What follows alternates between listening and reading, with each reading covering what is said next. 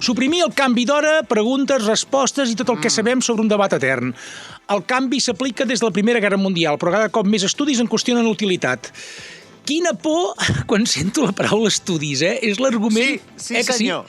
És l'argument cunyat per autonomàsia. No dic que sigui aquest cas, perquè segurament no, però normalment els que citen estudis sense precisió són els que més necessiten d'estudis, moltes vegades. Exactament.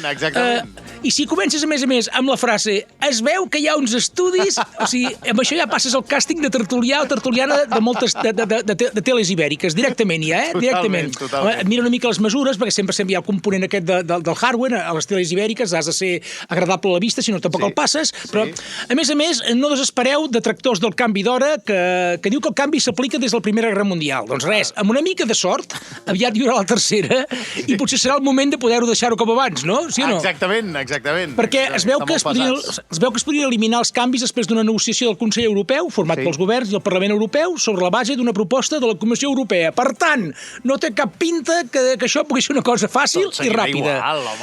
Molt bé, i ara et faig com un qüestionari final sobre aquest tema. Tu ets de l'opció A, la tarda se'n fa curta i és una merda, a l'hivern. B, el que sigui millor per la salut de les persones. C, el que sigui millor per l'economia. D, amb aquesta amargura de feina, de vida i de món, se me'n refot 3 collons. La D, però claríssima, Vale, jo és la E. La canvien ara mateix perquè a les 8 també eren els de Gasolls Rovira i m'emprenyaria ara que hi és una... que no estiguessin d'acord amb els horaris, no?